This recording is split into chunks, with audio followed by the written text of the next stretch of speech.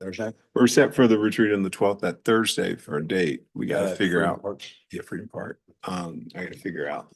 And that was the question I made. Well, yeah, I know. Retreat's like around the corner for you. I'm on it. It's on the calendar, right? Yeah. Yeah. But I mean, it's just physically right around the corner for me. It's a Freedom Park. It's at Freedom Park by Yeah. my house. Yeah, by Oh, your good. house. We can use my house for the bathroom. Yeah, that's. Oh, we're gonna be inside. But we'll just go to your house just to pee. You just go hang out there. I tell Okay. people, I tell people, Ready my to go. relatives, you know, if you're driving through Charlotte, I'm at exit 5. You can pee. We're ready? Good afternoon, everybody, and welcome to the July 8th, 2024 work session for the Charlotte-Mecklenburg Planning Commission. My name is Douglas A. Welton. I serve as the chair for this commission. We're glad to have you with us today, either here in the room with us. We are meeting at 600 East 4th Street. We're in room 267. Or if you're joining us online and it may be viewed by the public and the media, that meeting is being streamed on the Planning, Design, and Development Department's YouTube page. We'll begin our meeting with introductions as we always do, and I'm going to go to my far right and begin with Commissioner Winokur. Rick Winiker, Planning Commission. Terry Nasto, Planning Commission. Teresa McDonald, Planning Commission. Robin Stewart, Planning Commission. Rebecca Wilden, Planning Commission. Will Russell, Planning Commission. Aaron Shaw, Planning Commission. Andrew Blumenthal, Planning Commission. Melissa Gaston, Planning Commission. Shauna Neely, Planning Commission. Carolyn Millen, Planning Commission. Thank you very much, and a hearty welcome to Carolyn Millen, who is our newest planning commissioner. We're glad to have her here. Everybody give her a round of applause. There is no hazing involved in this process. However, Carolyn is a veteran of many, many meetings and engagements with the local government here, see her everywhere, and is an excellent representative of her neighborhood on the east side of Charlotte.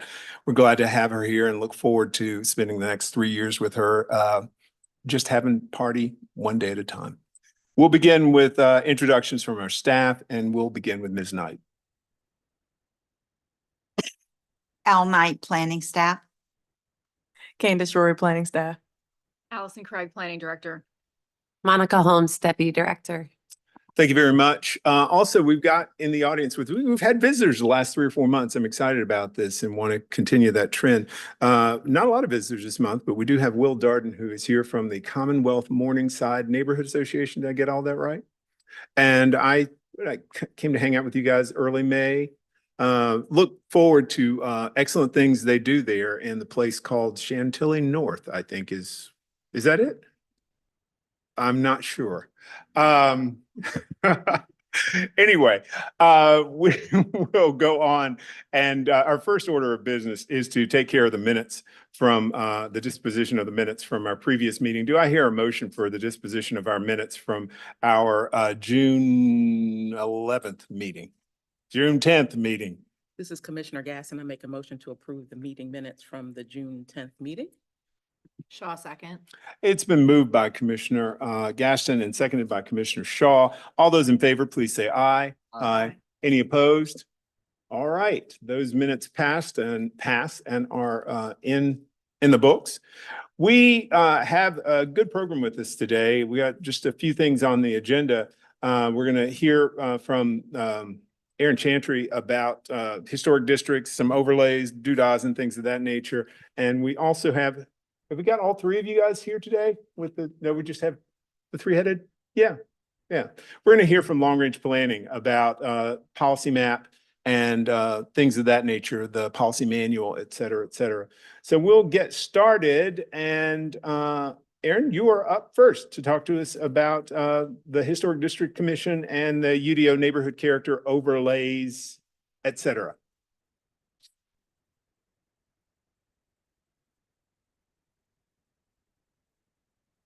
Awesome. Thank you so much. Thank you so much. I believe I have presented to you guys before, and I believe I know most of you, but I'm Aaron Chantry. I'm the Division Manager for Design and Preservation in Planning, Design and Development.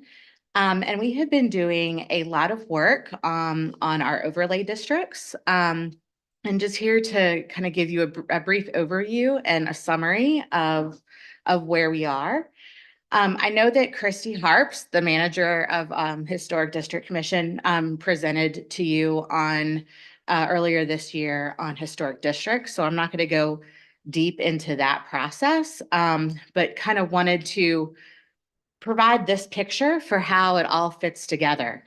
So of course, our UDO, which is the same based on zoning category across the city. And then of course, covenants, which are private and custom to neighborhoods, and in between sit these overlays. And today I'm going to talk to you mostly about the neighborhood character overlay and the residential infill overlay, but I will hit a little bit on the street side historic district. And so you can kind of see they all kind of they span different things as far as what they regulate. Also going to talk a little bit about the bigger context, the pilot project that we launched with the adoption of the UDO going into effect and looking at a phase 2 moving forward. And then if you have any questions, I'd love to answer them. So the bigger context, overlays have multiple purposes, including preserving character, facilitating compatible development, allowing for sensitive transitions.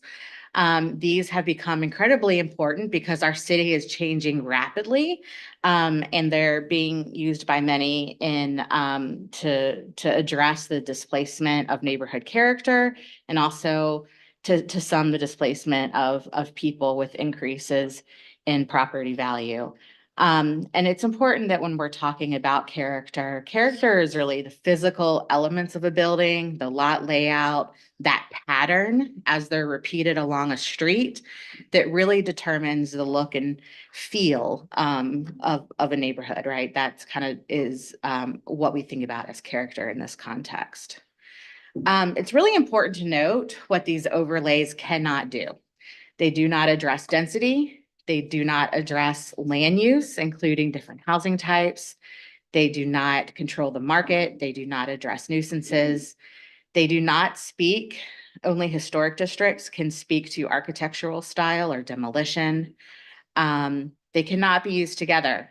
Everyone, if they're interested, must choose one.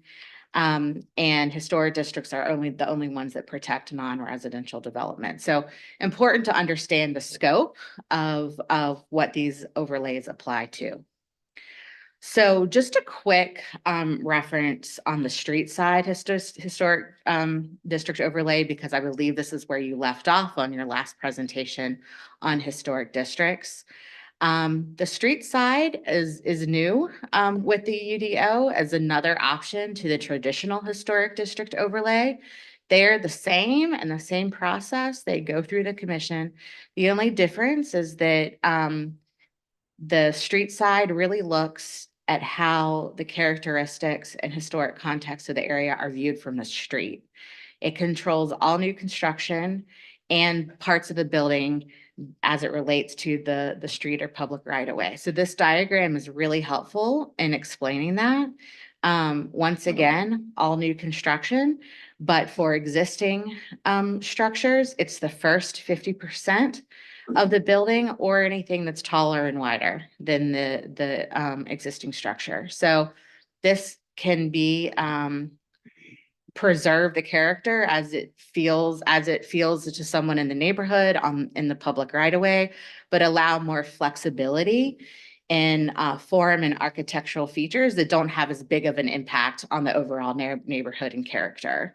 And we look up to our neighbors in Raleigh who have this in their UDO. 1 of 9 of their historic overlays are street side. It was established in 2016 with 62% signatures. They started this process in 2014 to address what were major changes in neighborhood character close to downtown. So we have not had any interest in this overlay yet in the last year, but I believe it's a really great tool to also preserve character of neighborhoods. Heading into our neighborhood character overlay, this is probably the overlay that we're getting the most interest on from communities in the last year. Mostly because we're seeing this a lot throughout our city, right? New construction, infill construction that's coming in that's quite out of scale with its surrounding context. An NCO district can only be applied to N1 neighborhood residential areas. Covenants and restrictions are still applicable with the overlay.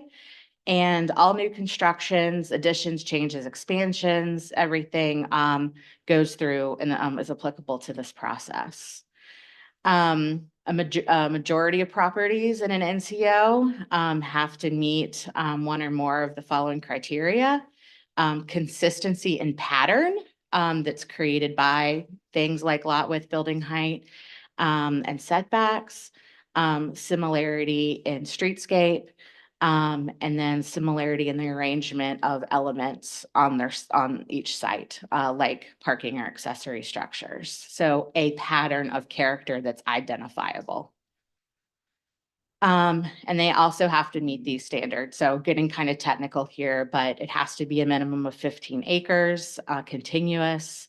All lots on the same block face have to be included.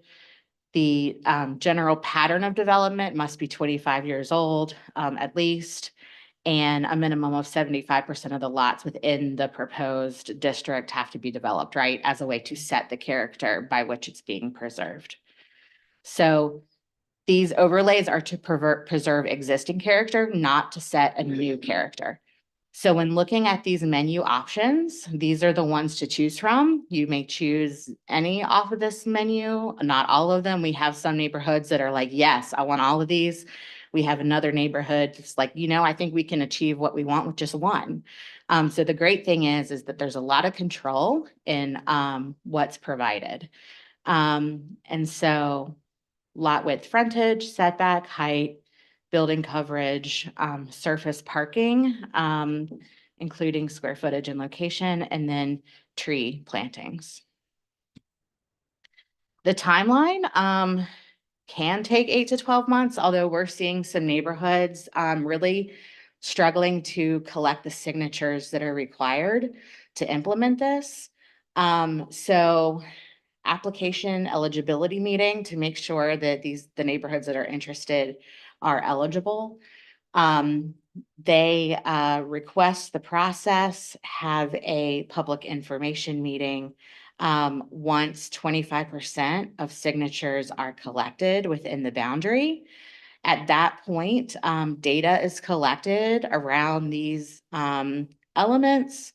The plan is created, and then it basically goes through a rezoning process with 51% of property owners signing. I will note that in lieu of signatures, it can also be a majority vote of the city council to initiate this process.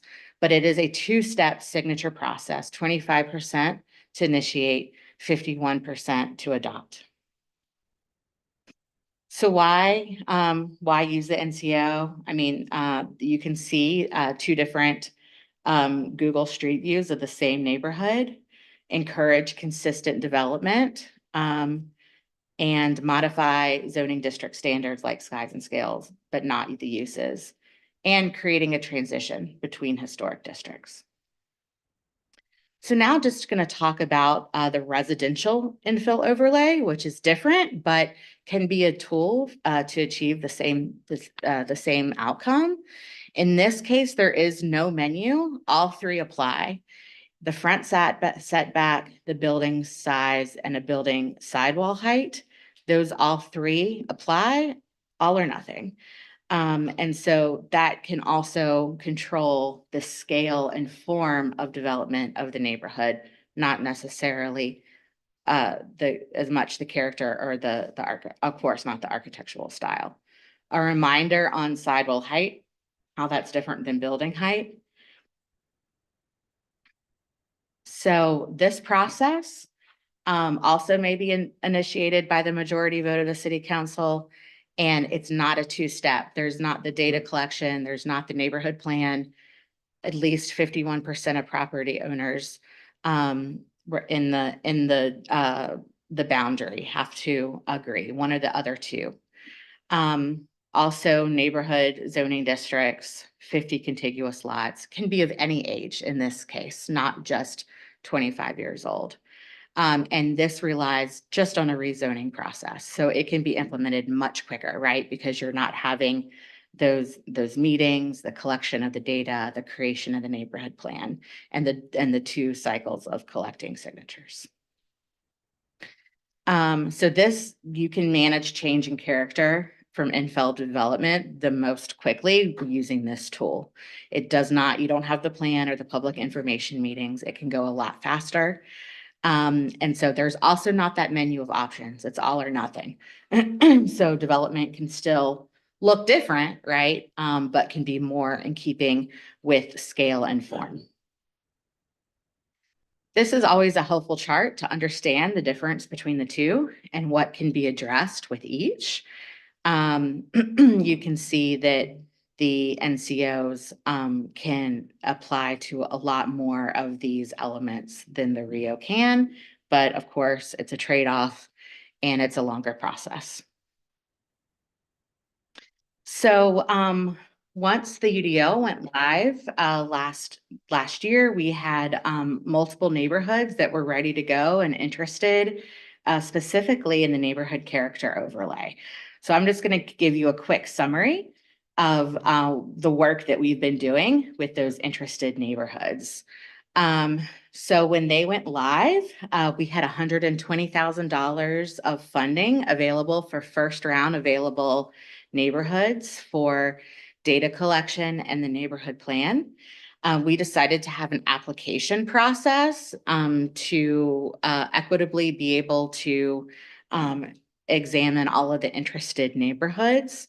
We had 8 qualified neighborhoods apply. 6 were selected for a phased approach, but the first 3 to submit that first round of petition of 25% signatures received the funding. And we established a prioritization process in how to allocate that funding. So this is a look at how we prioritized neighborhoods. We looked at basically where change was happening the quickest, which was within that inner ring, that Route 4 inner ring of urban neighborhoods, where there were high levels of displacement or vulnerability to displacement, neighborhoods that were 50 years or older and within a corridor of opportunity. If any were looked at as being used as transitions between historic districts and other adjacent residential areas, which there weren't in this first round, and any that were not eligible for the National Register or local historic district designation. And this is a visual representation of that prioritization. So you can see Route 4 in red, where our local historic districts are, our corridors of opportunity, areas of influence, and then that layer, which is the yellow dots, which is vulnerable to displacement based on a number of city data that we have. And so that was really looking at how we were going to prioritize where this funding occurred. And so these are the neighborhoods that applied, the 8, the 6 that were kind of chosen to move forward based on that prioritization. And then the first 3 of these that submitted the 25% of signatures would move forward with the funding. I think that, it's important to say too, that we knew there would be additional funding coming down the pipe. And so we encouraged the 2 neighborhoods that weren't chosen this first round to continue to work on this if it was important to them and to collect signatures so that they would be ready to go in a future phase. And just a status of where we are. Belmont, Washington Heights, and Clanton Park are still collecting those 25% of signatures.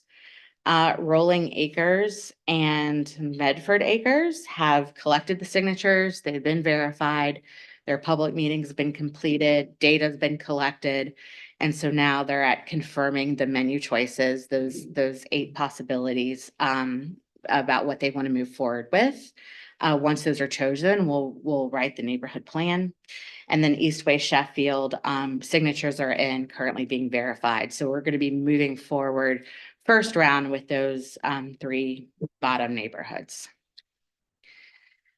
Since we had that first application period close, we've had 7 more neighborhoods that have applied for the NCO for future funding or have shown interest or have called us and talked to us about it. And then we also have 2 neighborhoods that feel like the change in character is such a pressing issue that they want to go ahead, not wait for NCO funding, but to move forward with the residential infill overlay, or are considering doing that. And so we have meetings scheduled or are walking with that process. Hickory Acres, they are ready to start their council process in September to be the first RIO moving forward. So lessons learned so far, having a consultant assist with the survey data collection and analysis is critical. They have the technology through LiDAR data to collect all of this through technology, which is incredible, and then verified by people in the field, which really makes it go by very quickly and really to be very manageable. So working with consultants is crucial for making this happen. We continue to have conversations around covenants and how those are included in the process. Home ownership versus rental units in vulnerable neighborhoods is an impediment that I think is playing into those first 3 neighborhoods on the list being able to accomplish the 25% of signatures needed. This picture is of Washington Heights. Green are owner occupied occupants, red are renter. I mean, you can see what a large challenge that is for some of these neighborhoods. And that is playing directly into who we're getting signatures from. And so that is certainly something that we are going to continue to think about in phase 2. And yeah, collecting signatures is a big lift by some of these neighborhoods. So looking at a phase 2, 75,000 additional funding was received in this fiscal year. So between phase 1 and phase 2 should allow for a total of 14 to 16 neighborhoods to be able to adopt an NCO. We're going to move to a rolling application process because we found that even with the kind of taking applications, it really didn't affect which neighborhoods got to the finish line first, right? Because it's all about collecting these neighborhoods or collecting these signatures for neighborhoods. And we're also, what I referenced before, exploring how to really support neighborhood capacity to collect these signatures based on some of the challenges that there's just around the capacity of collecting them in the first place, communications, going door to door, really being able to communicate what is can be a complicated process to members of their neighborhood.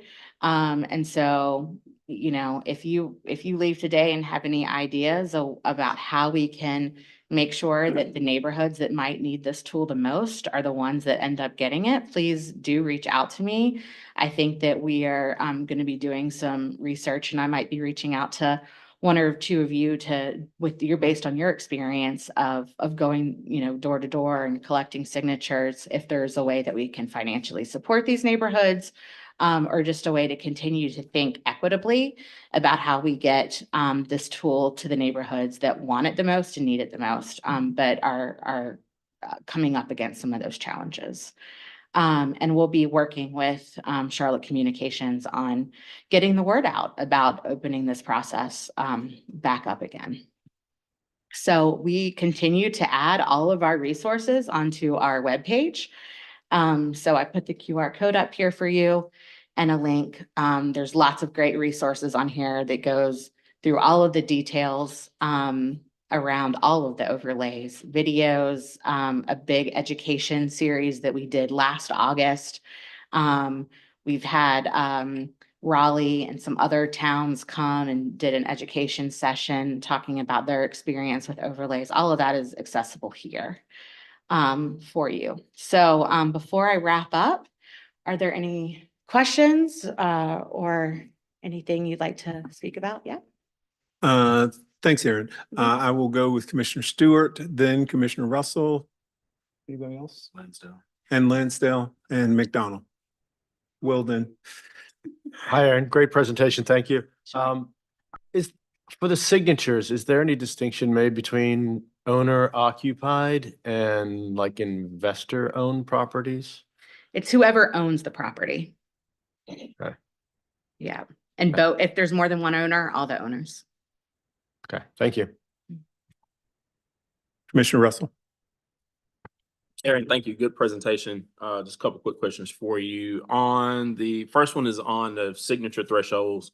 So you've got 25 to initiate and to get into the process, and then you've got a 51% to approve. Am I understanding that correct? Yes.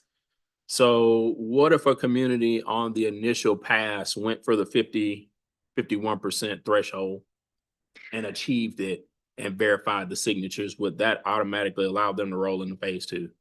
No, because at that point, we haven't collected the data on their neighborhood yet, and they haven't chosen from the menu what they want to regulate. So the question when people are going out is, are we going to consider this process? Yes or no? At that point, they don't know any of the data that's been collected.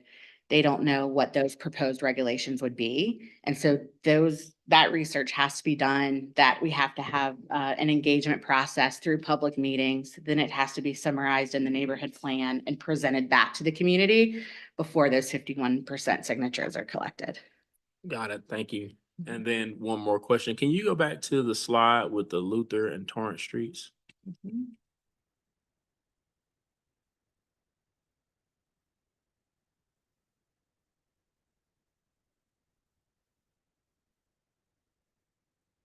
Thank you. So my question has to do, so we've got a provision in there for sidewall heights, presumably because you don't want what happened on Luther and Torrance streets from 2011 to happen in 2019, where you've got buildings that are sometimes 2 and 3 stories taller. But if you look at the Luther and Torrance streets in 2011, a lot of those buildings were built before the UDO and probably before even the 92 ordinance. So they use a lot more of the lot. They have a lot fewer setback requirements, and they can use more building coverage. So would adjusting setbacks and the dimensional aspects of the zoning be more efficient and better regulate the heights of buildings rather than artificially limiting them via the building next to them? Because you're getting those wider houses on 2011 because the lot, you see that White House is using practically all of the lot, which would not be allowed today. It just seems like if you play with the dimensions, you'd end up with a lot shorter house than you would if you have a more restrictive dimensional setback. All right. I'm not sure I 100% understand your question, but I guess I would say that if you could get a different product if you're applying the Rio versus the NCO, right? Because the neighborhood character overlay is taking into account, for instance, if we're talking about height, the height for all of the buildings within the study area, whereas Rio is looking at the buildings on either side of the lot, if that makes sense. Right. So what I'm asking is from a technical perspective, because we have a preponderance of restrictions on lot sizes now in the UDO. So take, for instance, if you're doing N1, you can only do 2,000 square foot building coverage on your lot. Well, if I want to build a 4,000 square foot home, I have to go up. So that's going to necessitate me doing either a 1,500 or 1,000 foot floor plate. And now I've got to stack it 3 or 4 stories. Whereas if that number was increased or enlarged, so let's say 3,000 square feet, I don't need to go but a floor and a half to get my 4,000. So by nature, I've got a shorter building, which is going to be less expensive to build. So I'm just kind of asking about, Yeah. is that something that we could look at? So just to clarify, the neighborhoods that they've done on NCO, so there's two overlays, neighborhood character overlay in Rio, residential infill overlay. The neighborhoods that they've looked at on, and Aaron can fill this in for me. So if the community gets to choose with neighborhood character overlay, which of the standards they're going to apply. So it's a menu. So they could apply building coverage, lot coverage, or they could choose not to use that standard if everyone were to agree on that. So for example, like in I can't remember if it's Hickory Acres or Medford Acres, but when they did an analysis, it was running at like under 20% of lot coverage with the building footprint. And that was the pattern from the 1950s of what was developed. All one-story houses, all between 15 and 20% lot coverage. So if that's what the pattern is, then that's what the standard is, if that makes sense, in the NCO. With residential infill overlay, the standard is basically averages of the three things that it regulates of what's around it. So there is no kind of menu to choose from. It's either all three things are regulated or they are not. So we don't have enough information to know like what that house on the left is, I mean, we could run the calculation as to what the building coverage of that is. Or not, and what the lot patterns are. But basically a neighborhood character overlay is 100% built off of the existing patterns of that neighborhood, and then a community decision around which options they want to regulate as it moves forward. So there are 6 options. They could do all 6, or they could do one of 6. And there are examples in Raleigh of neighborhoods that just regulate parking, for example, or just regulate height. They don't have to regulate all 6 things. So it's that conversation with the community in the process and the patterns of that process that really yield that outcome. That's right. So if you had a neighborhood with large lot size, for example, like we're working with some neighborhoods that have large lot size, when they look at their building height, it's quite, they're all 1 story, it's quite low. So the existing character of the building height's quite low.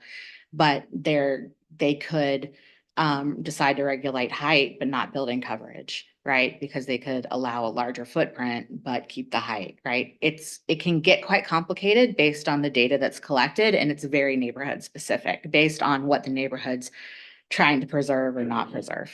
So would that be allowed if, say, the neighborhood wanted to do a larger footprint than 2,000 square feet per N1, or they want to do 3,000 or 4,000? That's in excess of the current zoning ordinance. So would that be allowed? Because it sounds like you're saying yes. I just want to. Well, the UDO still has to be met. But it could depend on the lot size. I mean, it's neighborhood specific, right? That wouldn't necessarily apply when you're looking at an older neighborhood, maybe like this, where the lot sizes are really small. That wouldn't be applicable here, right? So I don't know if that Just to helps. chime in on that, I don't mean to cut anybody else. So what you're saying, if I understand it correctly, is that these overlays are only going to be more restrictive than the UDO, and the UDO is still a baseline through that, right? UDO is baseline, yes. Okay. Does that make sense, Will? Good. Lansdale, then McDonald, then Wilden. Thank you very much. This relates to Senate Bill 488 that was vetoed by the governor and overridden by the House and Senate this year. It removed the ability for the NC residential code to impact 1 and 2 family dwellings unless they were in these following circumstances that didn't change: historical neighborhoods and so on.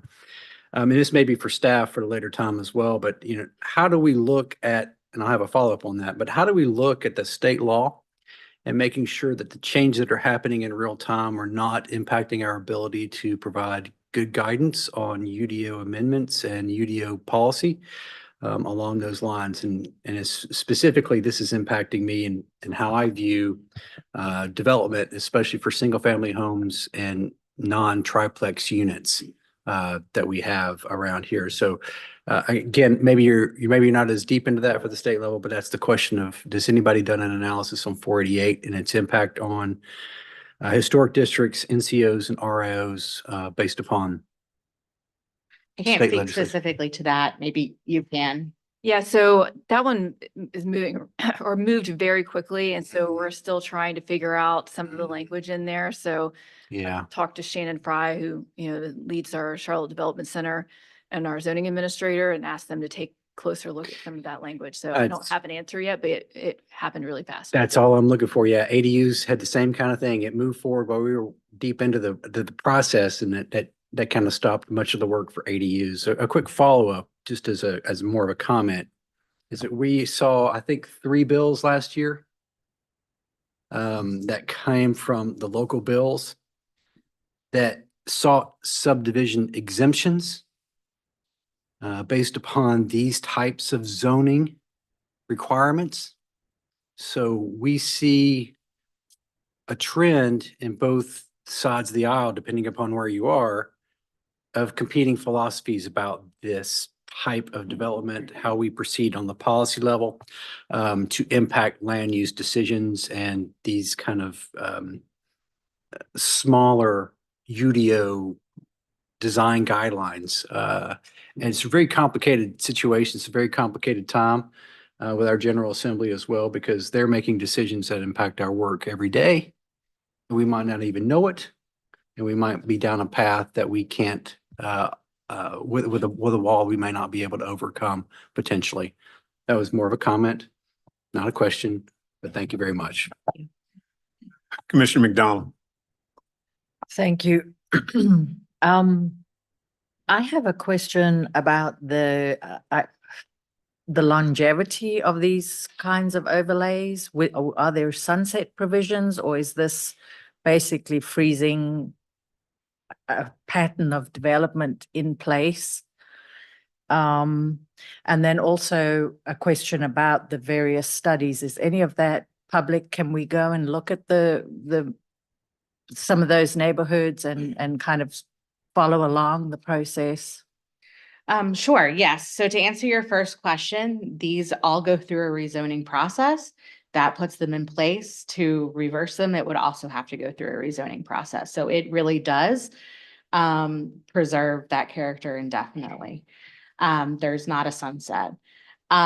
Yes, there have been public information meetings where for 2 of these neighborhoods where the data that's been collected has been made public. It is with the neighborhood. It's not something that we're like publicizing on the Charlotte website or anything like that, but it is public information that I can share with you.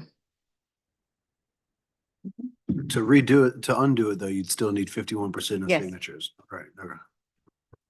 Commissioner Wilden, and then I'll come back to you, Commissioner Stewart.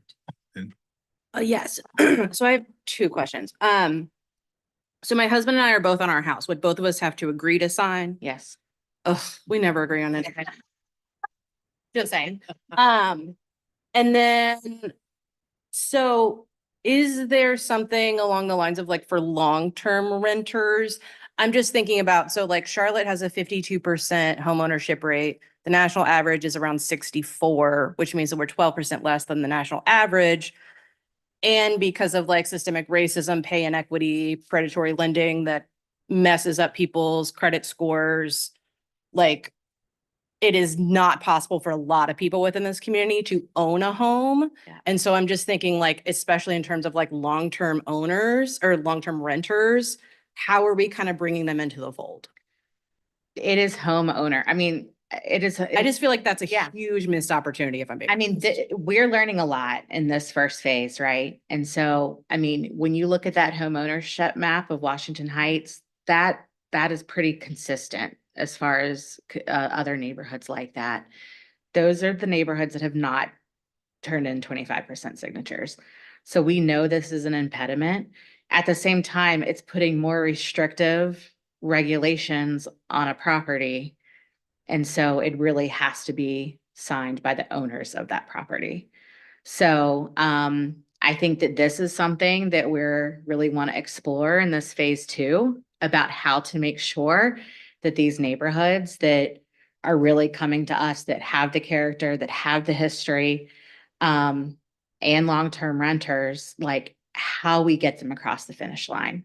And that could be funding to support the collection of signatures. It could be a council vote. I think that, you know, there's a lot of learnings here that we're going to have at the end of phase one about what to address in the next phase. Awesome. I'm going to do Commissioner Shaw and then we'll come back to Commissioner Stewart. Sorry, just two questions. One was a clarification. So based on what you said, the NCO requires funding, the RIO does not require funding because the data doesn't have to be collected. In other words, the NCO has sort of an open and closed period based on the funding, and the RIO is kind of an ongoing application and approval process, or does that mirror the NCO in terms of? So we're going to be application? going into rolling for NCO. So any neighborhood can come to us if the funding is available. We can use that funding to collect the data and write the plan. But the first phase around, we had so much interest that we wanted to equitably be able to apply our funding, which is why we had that application process. That's going to be moving to a rolling process based on available funding. But we do have to have the funding available to collect the data to be able to figure out what that existing character is. And the RIO is already a rolling process or will be? Yeah, it is, it will be, it's, Okay, there's it will no, the continue data to. doesn't have Oh, to wait, okay. be Always collected, the available to plan, citizens. yeah, it doesn't have to be Okay. written, right? It's Okay. very clear, cut and dry. Okay. Yeah. And then going back to your image on, I've already forgotten the street names. Luther and Torrance. Luther Torrance and and- yeah. Torrance. You don't have to go back to it, Okay. but my question is, what is your, I'm sure you're having conversations with ownership, whatever, neighborhood owners that come and say, we want to apply, but something like that is already happening in our neighborhood or has already happened. Is the cat sort of out of the proverbial bag and there's really no point in a neighborhood like that applying? Or is it sort of that there's ability to sort of curb future through one of these programs, right? I know it would be different depending on the neighborhood, but to curb future development that sort of negatively in the owner's determination negatively impacts the neighborhood. Like, is there any benefit at that point? I mean, I know you'd have to study the neighborhood. Yeah, but yeah.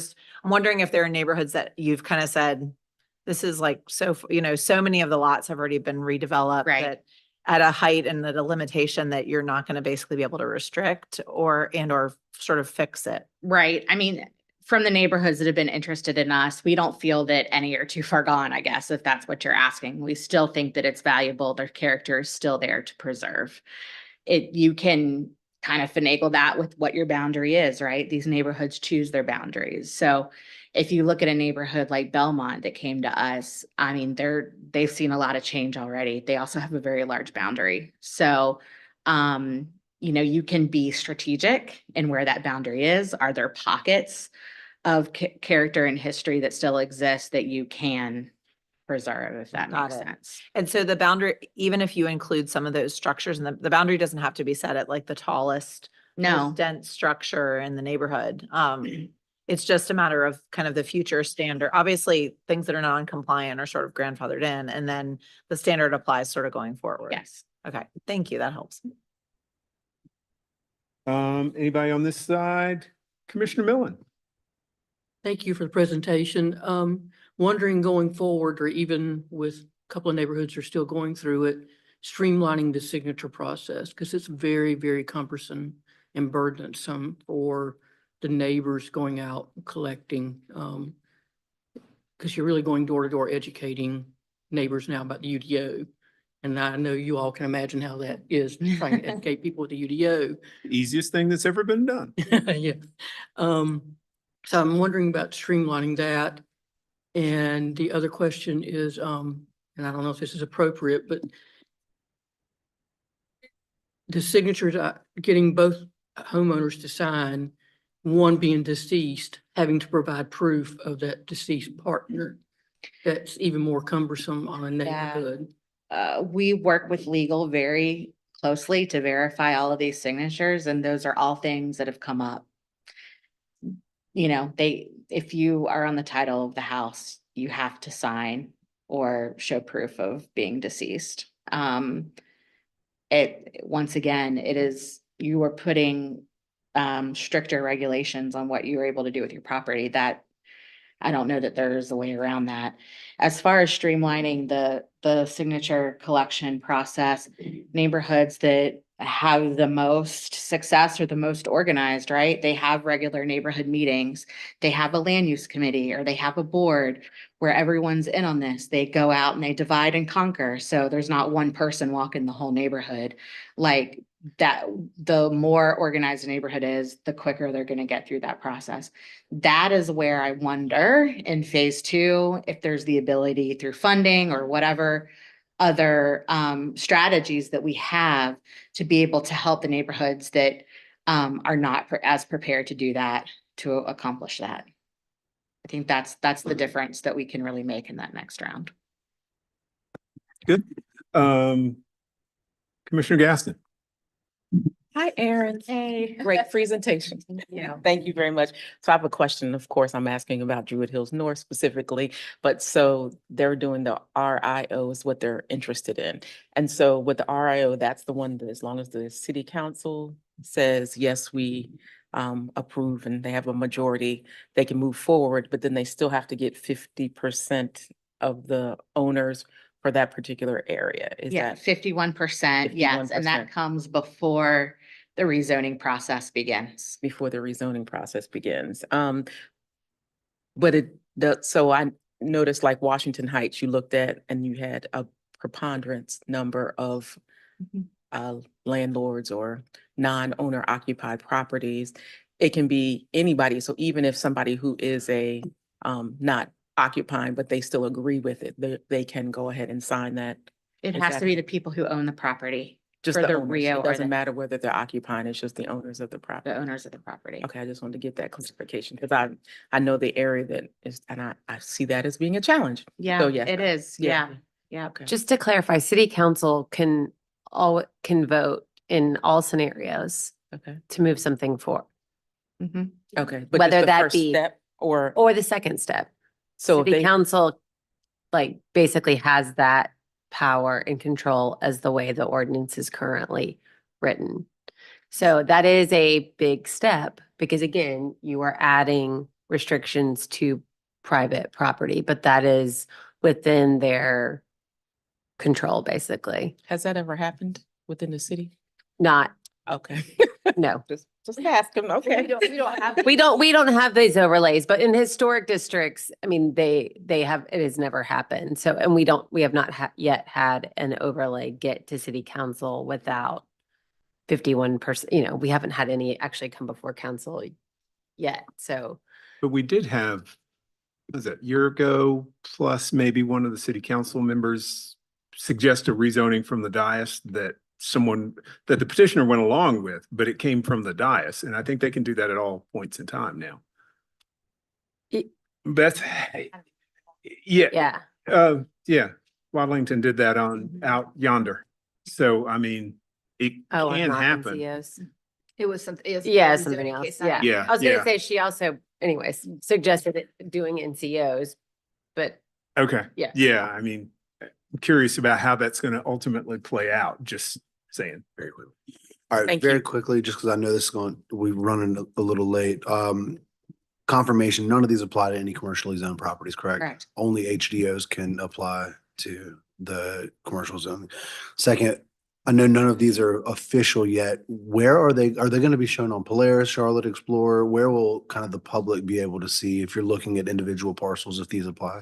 Yeah, they should show up. They're going to be overlays. So, I mean, Okay. they will be, adopted. So they would show up in our data layers. Got it. And then last question, does it need to be an entire neighborhood? And the reason I ask, so for example, I'm in Dilworth, right?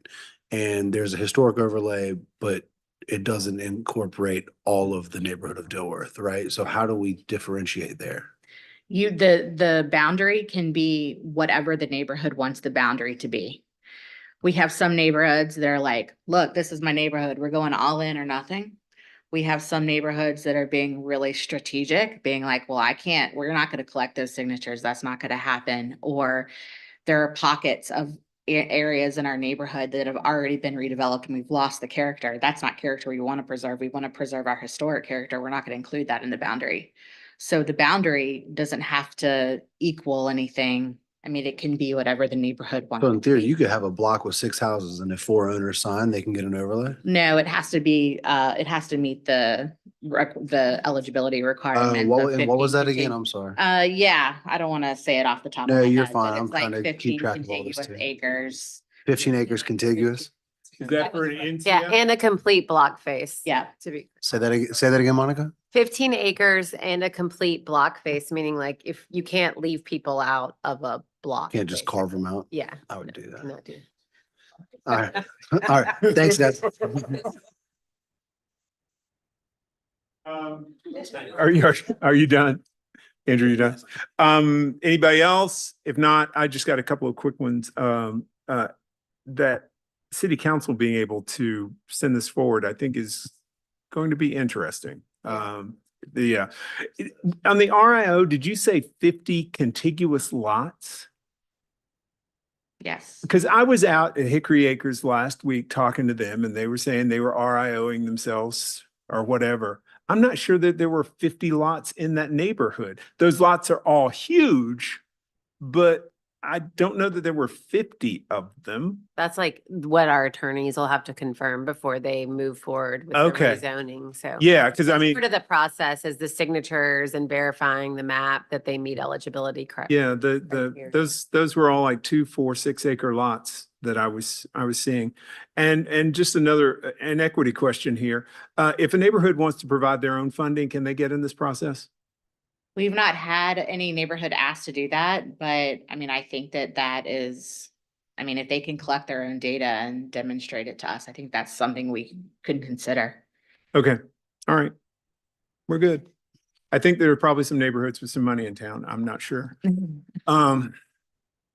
Yeah, thank you very much, Aaron.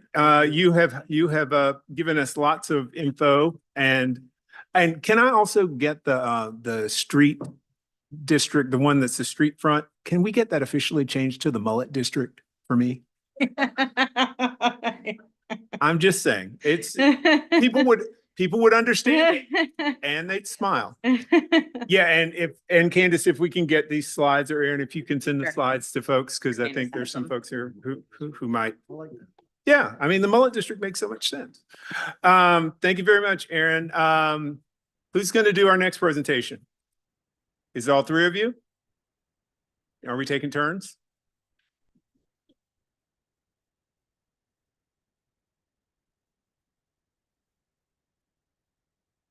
And baby. This is the part where you all get up and go get some more to drink or something to eat if you need.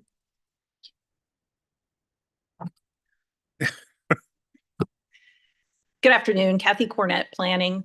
This body had requested kind of a refresher on the policy map, which is a great idea because it's, believe it or not, it's been 2 years since the original policy map was adopted. And then there's been a lot of work in refining that map that you all know has gone on since. So Catherine Mahoney, who is the project manager, will give you a refresher on the methodology, the connection to, as the first implementation item of the comprehensive plan, and the connection to the Unified Development Ordinance. And both of us will be available after for questions. Hello. Hello. So I'm Catherine Mahoney, as introduced. Like Kathy said, we're going to provide a refresher of the policy map and how it's related to the current community area planning effort, and then the feedback that we received during the most recent 90-day public comment period. So as you all know, Council adopted the 2040 Comprehensive Plan in 2021, which sets our vision and growth, or vision for future growth and development. After the adoption of that plan, a number of staff teams worked on supporting initiatives such as the 2040 Policy Map, the Strategic Mobility Plan, and the Unified Development Ordinance. All were adopted by Council and help expand and modernize our toolbox for managing growth. And then each team has now moved on to the next effort We know planning is iterative, and so additional work is needed to really help implement our 2040 vision. And so for the rest of this presentation, I'll focus on community area planning nested under the land use column, but know that the work being done by our partners in CDOT and entitlement services with strategic investment areas and alignment rezoning is all being done in coordination. So community area planning is that next level of guidance needed to manage growth and development. It'll provide guidance for land use, design, mobility, open space. It'll talk about projects and programs that are needed to support the vision. It helps demonstrate how the citywide vision plays out within these unique geographies. And we're doing the effort for the 14 planned geographies within 2 years so that we can provide this important level of guidance to everyone and no one part of town is left waiting for it. So the outcome will be 14 planned documents that are intended to be used in decision-making, such as rezonings or capital investment planning. And there will also be a revised policy map as an outcome of this process. So this slide outlines our time frame. It's a 2-year effort for the first 4 phases of the process. It is in total a 5-phase process, but we're pushing review and adoption to 2025. And then you can see some of the major outcomes that are expected with each phase. So I'll start with phase 1 called Setting the Stage. In this effort, because we're building off the vision of the comprehensive plan, which calls for us to become a more equitable city, we wanted to understand what each planned geography's current levels of equity were. And so we evaluated their levels of access to housing, jobs, and goods, as well as their current environmental impacts. And we summarized that work within the community reports, which are available online. And it really set the stage for phase 2. In which phase 2, we looked at the revised policy map, which had just been adopted the previous year, and looked for opportunities to address those needs for more access or reduce environmental impacts. And so the major outcome of phase 2 is that revised policy map, which we'll talk more about in this presentation. We're now moving into phase 3 called Supporting the Vision, in which we're working with our interdepartmental partners to identify projects such as infrastructure projects, either planned or needed, in support of programs that will help the vision as shown in the map really come to life. And then in phase 4, we'll develop an implementation strategy, which will identify how the plan recommendations can be put into action over the next 5, 10, or 15 years. So real quick, the policy map, I mentioned it's the outcome of phase 2. I'm going to start with an overview of what the map is, how we developed it at a citywide scale in 2022, and then the engagement that went into revising it and the comments that we received as part of the last public comment period. So you've heard this before, but it's really important to reiterate that the policy map is a companion to the comprehensive plan. The two work together. Once the plan was adopted, we took the policies that talk about the type and intensity of development and translated it to specific geographies within the map. So they work together, and as such, it's an implementation of the plan. We developed the map at a citywide scale to make sure that we're balancing the growth that's coming with the constraints that we have and the needs for future prosperity. And so that citywide approach really helps ensure that we distribute growth equitably and everybody benefits from what's coming. Ultimately, when it was adopted, it replaced the future land use map, which many of you may have worked with or referenced in different efforts. But that is now, as you know, as a commissioner, an important reference tool. And it informs a number of decision-making efforts, such as rezonings, as I said. So as a reminder, the citywide map was developed with our new place type tool, which is a new land use classification system. So previously, we had a system of 60 land uses, a whole medley of different mixes, and you never really knew what the difference between one flavor or another flavor was. And then it only talked about land use. Place types, in contrast, is much more simple. There's only 10. It talks about the land uses that are appropriate, the design that's appropriate, as well as the mobility and open space amenities that are needed. So we used the tool and then we had a 3-step process. The first step was to translate development that's on the ground into a place type. So it helped people understand how that tool is supposed to be applied. And then that was really a reference step. And then we moved into step 2, where we mapped our adopted policies. And step 3, we revised the second map with direction from the 2040 plan. And I'll talk a little bit more about 2 and 3 on the next slides. So these are the inputs for those 3 steps. Again, step 1 was kind of a reference, so I'll skip that. Step 2, for mapping our adopted policies, what we did was we started with translating area plans that had been adopted since 2010 into place types. Policies since 2010 were seen as kind of modern enough and addressed enough of what we were trying to accomplish to carry that guidance forward. And so that equaled about 27% of our land area. And so we translated that into place types. For the remaining, that's a big difference, right? We translated existing entitlements. So the zoning that was on the ground into place types. In a number of instances, one zoning district did not clearly translate to one place type. So there might have been 2 options. And in those instances, we used some market analysis to determine which place type was most likely to occur. So that was our starting point for the 2040 map. And then we moved into, like I said, applying 2040 policies from the comprehensive plan. I'll talk more about that on the next slide, but what I want to mention is, again, because we did this at a citywide scale, we had some important checks and balances that are shown here in the bottom box. We made sure that as we were developing this map and the final map, that the place types within it could accommodate our future growth allocations. So that's about 400,000 new residents, 200,000 new jobs. We made sure that the place types within that map can absorb that growth. We also made sure to assign more intense place types to areas that could support it from an infrastructure perspective, or divert it from areas that could not support it from an environmental perspective. And then in whole, there was one final kind of market feasibility analysis done to make sure that it's a realistic aspiration for ourselves. So here is more about those 2040 policies that we use to revise the second step.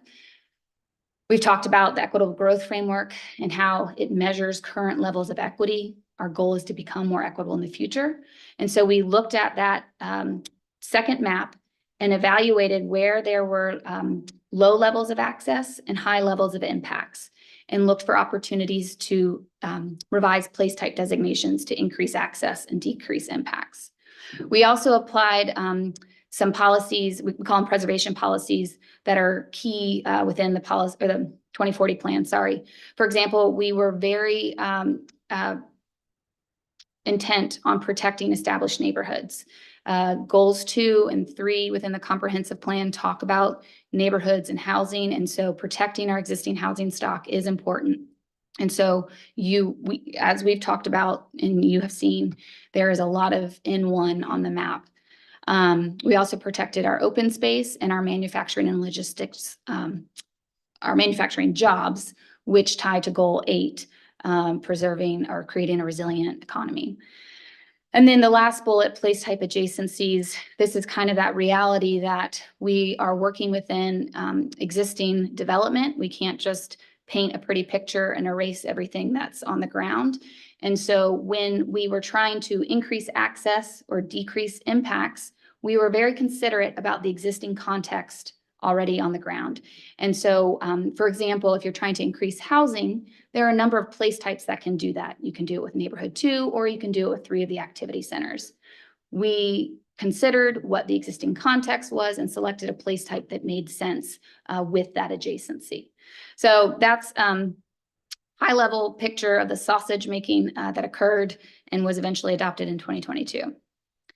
It's worth mentioning that the policy map and the place types within it were always designed to work in coordination with the zoning districts within the Unified Development Ordinance. So you can see here for each of the 9 of the place types, there are 1 or multiple zoning districts that help implement the vision of that place.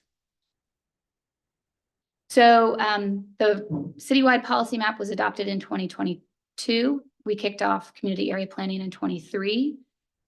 Through community area planning, we revised the policy map. We've used a number of engagement efforts. This is kind of a little snapshot in time so far. When we were throughout phase 2 and working with the community, you guys heard us, we came and shared. A big effort was we hosted 42 community workshops in which we sat with the community, we showed them the map, we talked about their needs, and we looked for opportunities for revisions. We also, once the policy map was released for public comment, this spring, we attended a series of pop-ups and interacted with 900 people, or nearly 900. So this is all of our engagement to date, but we have really been doing as much as we can to involve people in the refinement process and notify them of the revised map since. So this is a screenshot of what the revised map looks like online. You can see the changes are highlighted in yellow. We talked about what these the themes of these changes the last 2 meetings, and so I won't go into too much detail, but in general, high level, there are 3 types of change that we explored. The first was balancing priorities. So what do you do when there are 2 or more comprehensive plan goals in conflict with one another? A great example is when neighborhoods are adjacent to manufacturing. Both are important, but they don't create a healthy environment, which is also another goal of the comprehensive plan. So we had conversations with the community. Ultimately, these conditions are a little too complicated to resolve in a mapping effort. And so we're going to continue to explore solutions as we move through this process. The other theme of potential change, we called it confirming the vision. There are certain place types like innovation, mixed use, and campus that are new for our community. They're designed to be more diverse, and so they will diverse in allowing more uses. So by nature, they will increase access over time. We, doing the citywide mapping effort in 1 year didn't allow us to really dig into that with communities. And so this was a great opportunity to show neighborhoods, here's innovation mixed use on a map. Here's what it's intended to accomplish. How does that feel to you? What do you, are you okay with that? And in general, the communities agreed with the application and in some instances recommended slight tweaks to the designations. And then the third theme of change, or the third topic that we explored with the community about revising the map really focused on activity centers. And so in some instances, there were conversations about elevating commercial areas to neighborhood activity centers. And then in other instances, there were conversations about, an area might be designated an activity center, but it's not truly functioning as we aspire for it to. And so what sort of additional enhancements are needed to help it really meet its full aspiration? So in all, there was only 6% change on the map. The majority of that really came from internal coordination on a technical level. There was about 1% change from the community. So I would say in general, they were very supportive of what had been adopted in 2022 and felt like it was the correct direction. So once the map was revised through phase 2, it was then released for public comment beginning in March and just concluded in June. Along with the map, we also released a manual about what the map is, how it's intended to be used, and how it might change over time. So we released those 2 things together on March 12th. Within that 90-day public comment, you can see we received 137 comments on the map. About 7% were consistent and incorporated within, or will be incorporated within the next draft. So when I say they were consistent, I mean they were consistent with the citywide approach, which I can talk a little bit more on the next slide. And so they were, a lot of these are data errors that somebody has pointed out to us. And so that's helpful. We can make that change and make sure that that property is being treated the same as other sites. There's about 49% of comments that were not consistent with the citywide mapping approach. And so therefore they will not be incorporated into the next draft. These comments are usually a request to treat a site differently than we've treated other sites. And so an example might be a site, they have some commercial and they want to be designated as an activity center. There might be some merit in their request, but applying the community activity center designation to that place means we're treating it differently. And then ultimately, it would be an inequitable application of our designations. And so, you know, I'll talk about this a little bit more on the next slide. There's a lot of different ways we could have done this, but once we set the path, we have been very consistent about how we have applied it.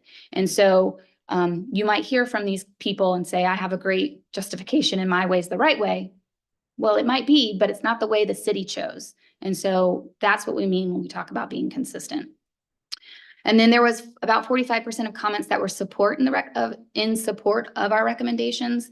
I'll be honest and say a lot of them occurred at the Providence and Kuykendall area. And I think it was in relation to a contentious rezoning, but there was some support. And so for those of you who are listening, thank you for your support.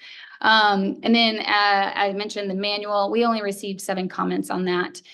2 were kind of in support of like what we're trying to do with CAP by increasing access, decreasing impacts, improving overall equity. And then 5 were related to their specific rezoning cases.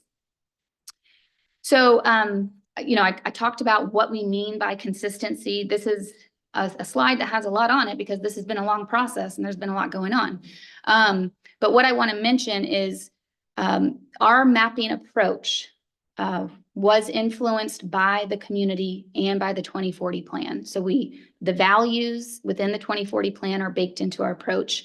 We also sent out a mailer to every resident in the city of Charlotte before we started this. And we received about 5,000 comments or 5,000 responses to a survey. And that survey influenced the mapping approach.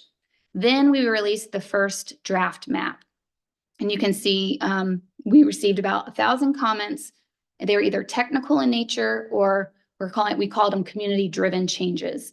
And so that really helped also enhance and change the methodology. So we gave the community a chance to inform how we do the sausage making, and we asked for their involvement, and we received it, and it was very much baked into what we then set as the mapping approach. Since then, so that would be the second draft policy map with 688 comments. Since then, we've reviewed comments for consistency with the approach. And so we've been doing that. This is now the 3rd iteration. And you can see that the number of comments is decreasing and the number of comments being incorporated is decreasing. We like to compare this to your you know, college thesis. With each iteration of submittal, you're getting more accurate and less comments. And so it's getting closer and closer to that, you know, perfection that you're seeking. And then we also want to iterate on this slide. We've had so many ways to engage with the map since 2021. That's shown in that middle column. And we're going to continue to have ongoing engagement efforts. We've also been very consistent with every iteration of the map of having an online comment tool, collecting comments through phone, email. And so the community is familiar with how to interact with this map, and we will continue to be consistent with each draft. So let me just say, you'll see this on a future slide, but in terms of next steps, the second draft of the revised policy map will be released in the fall when we have our workshops. And then the 3rd when we release the draft plans early next year. So there are more opportunities to comment. And I mentioned the manual came out with the revised policy map. Again, it's an overview of what the map is, how you're supposed to use it, its relation to the UDO districts, and then how it is expected to change over time. We recognize that the map, you know, it will evolve based on private and public investments and market impacts. And so we've provided guidance for how it should evolve over time in a way that's consistent with our mapping approach, which implements our vision. So here's an example. Let me say the map will be updated by future planning initiatives such as community area planning, and community area planning will be iterative. There will be other strategic planning efforts that might update the plan. What you're seeing now is what you can expect in the future. Through a planning process, we'll recommend map changes, and if adopted by council, they'll be incorporated. So that's kind of influenced and driven by us. There are also changes that will be influenced and driven by the private market or private owners. And those could fall into two categories, either minor map amendments or major map amendments. The major map amendments, the scale and impact of the request is large enough that it really requires kind of like a mini planning process. And there's guidelines about what qualifies the major map amendment and how we would process that. And then there are minor map amendments, which we see as basically a rezoning request per state statute changes the policy map. And so we have guidance for how minor map amendments through the rezoning process should be evaluated so that we're respecting the citywide mapping approach and really trying to continue to advance the vision of the comp plan. And so here's an example, just like a snippet of what's within the manual, this table. I'll say that the table is essentially criteria for which you could consider or evaluate a request. Using this table ensures that we're evaluating requests consistently. We're being equitable and advancing the goals of the comprehensive plan. And then the table has 4 columns. So the first column, this is the place type that's being requested. So for example, somebody wants to change the entitlements on their property and they want the N2 place type or an N2 zoning district since they're linked. Because place types are not parcel specific, you really need a certain acreage or certain threshold to really realize the vision of that place.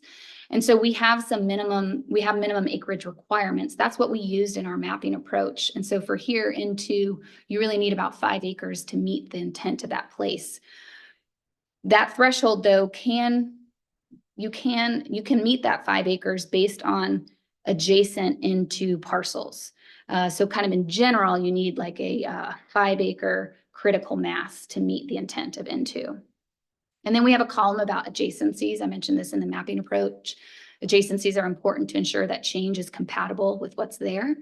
And so in this example, there are a lot of compatible place types. And so an N2 could be adjacent to these other place types. And that would provide a decent transition. And so it's seen as being appropriate. And then there's a column that outlines locational criteria, things that should, they may be considered or required, but things that you should take into consideration when considering the request for N2 to help advance all of our goals. So for example, N2 is a more intense residential place, and we want to pair our intensity with our infrastructure capacity. And so you should consider whether this N2 request is within a half-mile walk of transit stations or transportation corridor or trail access. We also want to pair our more intense development with access. And so it should also be considered as to whether or not it's within a half-mile or quarter-mile of certain places that provide that access, such as a center, campus, or innovation mixed use. There's the consideration of whether or not the area needs more housing. That's our access to housing gap. And then we worked on this criteria with our partners in entitlement services, and remnant parcels was not part of our mapping approach, but it's something that has been identified through their work. And so remnant parcels or frontage along arterials were things that we have added into this consideration based on like the continued testing and observation. So this is just something to point out, and perhaps it's a helpful tool. And it's something that our team uses in consideration of their requests. So in terms of next steps for community area planning, like I said, we are in phase 3. We are really focused on preparing for a series of workshops that are scheduled for the fall. They'll begin September 3rd and conclude November 14th. The workshops will have 4 in-person, 4 virtual. Again, the intent is to focus on what types of infrastructure projects are planned or needed, or supportive programs are available or needed to support the vision as shown within the map. And then we also have some additional engagement that we're doing right now with partners at UNC Charlotte and in other departments. I did mention that with the fall workshops, we'll release the second draft of the policy map. There will be another public comment period for that. And then I guess February of 25, we are aiming to release the draft plans and then the third iteration of the revised policy map. I think the last slide I have is just a visual of what you can expect out of these plan documents. There's a program guide that provides kind of a big picture of what each plan document is and how it relates to the 2040 plan. And then you'll have these 14 slim documents that talk about your needs, the map revisions, supportive projects and programs, and then an implementation table. So that's all I have for you today. I'm happy to answer any questions, as well as Kathy. Thank you very much, Catherine. We got questions, maybe? Commissioner Lansdale. Great presentation. I don't want to test you too much on your technical skills, but you had an early slide about how do you use the checks? The minor map amendment criteria. Yeah, I want to land on that one since we just hit you saw your next steps slide. It's really early on in your presentation. My question is that it triggered me for a couple of different pieces. In that I've never seen the algorithm or had the presentation of the algorithm for the checks for infrastructure and ability to manage the growth. And the reason why I say that as a county appointee, I'm trying to make sure I keep that lens on, is that we're asking to increase our population by 400,000 and 200,000 new jobs in about 60% of the surface area of Mecklenburg County. So without transportation clarification and improvements, I don't see how we can manage any of that growth without incredible reinvestment in water and roadways and public transportation and environmental protection. Just the impact of the airport growth alone has seen some real strategic opportunity that has been wiped away in the Mecklenburg County livability plan of a decade ago. There's lots of things that are happening in our growth patterns that we're allowing to happen now that I don't see that there is a potential to achieve our goals if we don't take a closer look at the algorithm you're using to manage your checks for the infrastructure improvements. And I'd like to, if it's not now today, maybe a follow-up email, if I can ask staff of that. Yeah, there we go. That any one of those infrastructure and environmental capacity. Yeah. I just don't see how, if we don't have that algorithm section evaluated on its own to see if it's who is it good for? What is it really intending to do? How is it weighted in the entire rest of the spreadsheet? I've got some, I want it to be successful. I'm working for it to be successful. We're going to be dealing with this for some time to come, but I just would like to, that's a new thing for me to kind of ask and dive into. Yeah, and if I'm understanding you correctly, I mean, it's a great point in that those projections that we're talking about came from early work in the comprehensive plan. And I think it's very important. We've mentioned it before, but to mention it again, that all of this work folds up into regional transportation efforts. So that is led by CRTPO and the Council of Governments. And so our place type palette actually came from the Connect process. So all of our place types are consistent with that approach. The growth projections are agreed upon with our regional partners. So that's why we're very mindful of that as well. As you probably already know, that that effort is being updated right now, and we're players, participants in that, and really almost kind of, I hate to say, but like shout out for us a little too much, but leading the way for other communities to adopt the place type tool and make it consistent so that we can have consistency overall as a region. That's kind of would be a goal, I guess I would say. And then the other important point is that we have all of these efforts have involved all of our partners, not only city departments, county departments as well, and other agencies that kind of float in that third sector. So there have been, I think on our interdepartmental meetings, we have up to 90 participants, and we continue to update them every other month, is it, through the Joint Use Task Force as an interdepartmental portion of that. But we're happy to share with you any of the kind of like technical details that you want to look at. And we continue that same approach, as I mentioned, with the efforts that are going now to update the regional transportation model as well. If you receive a presentation from Matt Noonkester about the community viz model, we didn't use an algorithm, we used a modeling exercise. And so there are those attractors and detractors related to infrastructure and environment that he speaks about. And that's very much, that's what we did. Wow.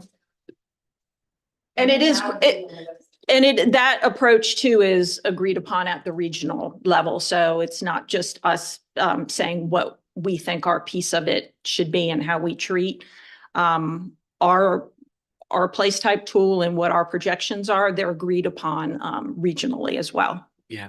And maybe that's where I appreciate that was a great answer. And I don't know if you guys were listening or not, but it was a lot of information in there about how the complexities of the regional impact and what we're trying to do for place types across how it looks in, I'm going to say Gaston County just instead of regional, but how it looks in Gaston County or Union County as well as Mecklenburg. So I really appreciate that. But in that creation of that language, you know, there is an inconsistency in that regional model. You know, we see land use development in Lincoln County saying you can't redevelop a parcel if it's not an acre. You can't rezone it if it's not an acre to begin with, right? So that's an inconsistent regional impact. When we see a transportation infrastructure for Mecklenburg County, we have nobody at the state level working for transportation and representation for Mecklenburg County. It's being done by folks in Lincoln County, Gaston County, Union County, Iredell County.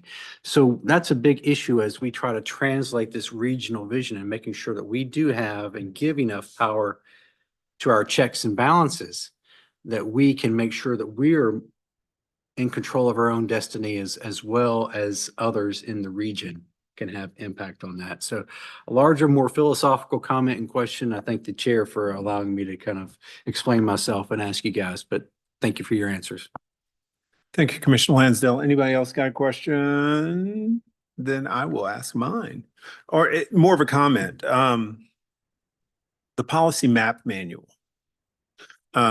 Alicia gave me a call last week and I had a light bulb on this. And it was interesting to see that you guys only got 7 comments back from that. And I will be making some comments in the future. For those of you who are doing zoning, in a way, this kind of, we have some interesting places that we can give some feedback back to these minor changes and things of that nature, because we are seeing some inconsistencies come through every once in a while. And I won't even use that word. I'll say, it's like how did that happen there? And they're not always things that need to be changed, but we need to understand how those things got there to begin with. And then sometimes there may be a thing where it's like, well, how did that get there? And it may just be the process and the data has said, here's an answer, or you guys, the having 2 policies to choose from, that doesn't always come through to us. So anyone, as we're going forward, I suggest you just grab a hold of the policy map manual, look at it, see what's in there and be aware of what's in there as you go forward, because we may be able to reflect back and provide some very interesting and powerful feedback as this goes forward. You guys are doing 2 more map iterations, right? Correct. I think I made 1 comment and it was probably, that's nice. It was a good comment or something like that. But I hope we'll get some comments from you guys as we go forward. But again, I want everybody to pay attention to the policy map manual. Anybody else got questions? Otherwise, I think we're done with you ladies for the time being. We'll have you back in a little while. All right. Thank you. We got just a few things to do here as we go forward. I have a quick one. I sent out a schedule for everybody. We're transitioning committees. And so everybody now knows they're going to be on zoning or planning in the next year, right? Everybody's good with that? Could we possibly get calendar invites to go? You will get calendar invites to go with that, because Raquel usually sends the notices for the zoning committee, and who sends notices for planning committee? Does Kathy send notices for planning? Okay, yeah, you'll get notices. Yeah, The new question? zoning committee members, we are starting in August, correct? August. Thank There's you. only a zoning committee meeting in August, so we will be meeting in August, but the planning committee won't. Yeah. Yes. Yeah, hopefully my email made some vague essence of sense. Everyone is invited to come tomorrow night is a zoning committee work session. And that's just gonna be an outrageous party. I'm looking over at Commissioner Wilden, and if there ever was an outrageous party request, it's coming from her. But that will be in room 280 around the corner here. That meeting starts at. Are we in C14? I should actually read my notices. You put it in there though, in your email, I think. Oh, well, that's where we usually meet, but I guess we're downstairs tomorrow night.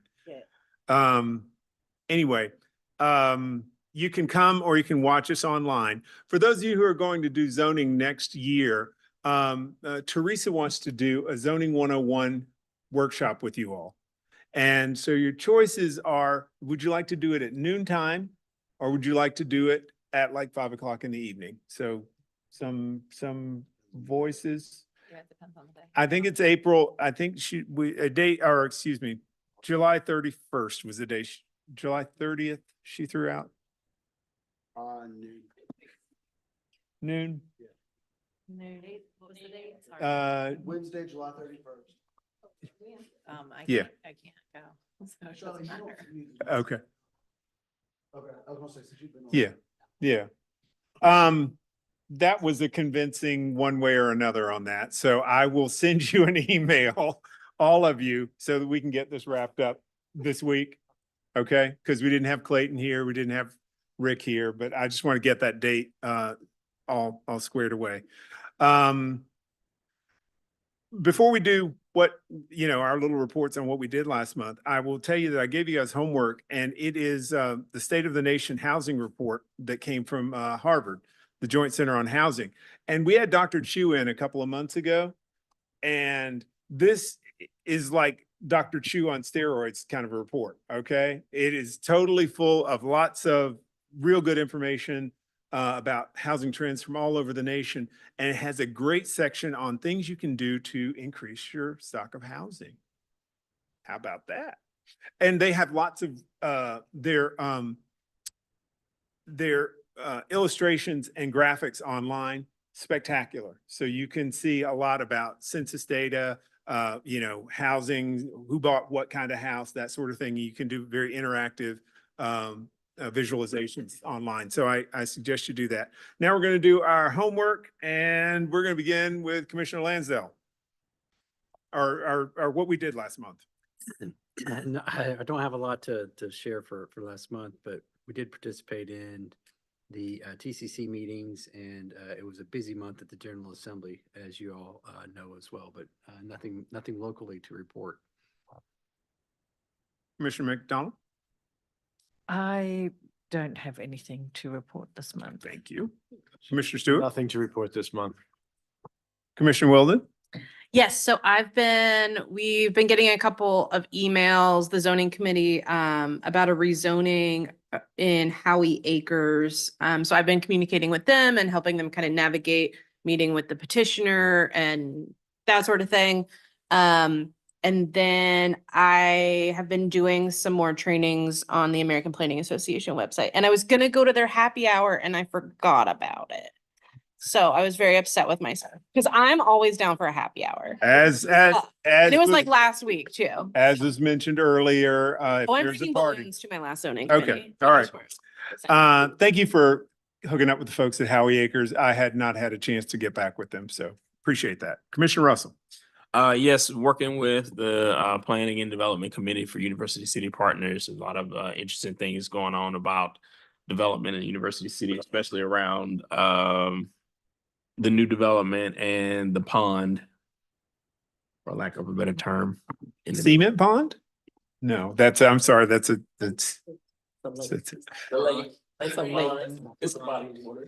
Okay, thank you. Body of water definitions are our our strong suit. Commissioner Shaw, Nothing new to report. thank you very much. Commissioner Blumenthal. Not a ton this month either. A lot of just one-on-one meetings with different community members and then several with nonprofits as well, actually, that are making some real estate decisions. And then word travels fast. All the land use attorneys are already calling me now. They're ready to go. I bet you're excited about Yeah, it's great. that. Commissioner Gaston. I had a slow month, so I kind of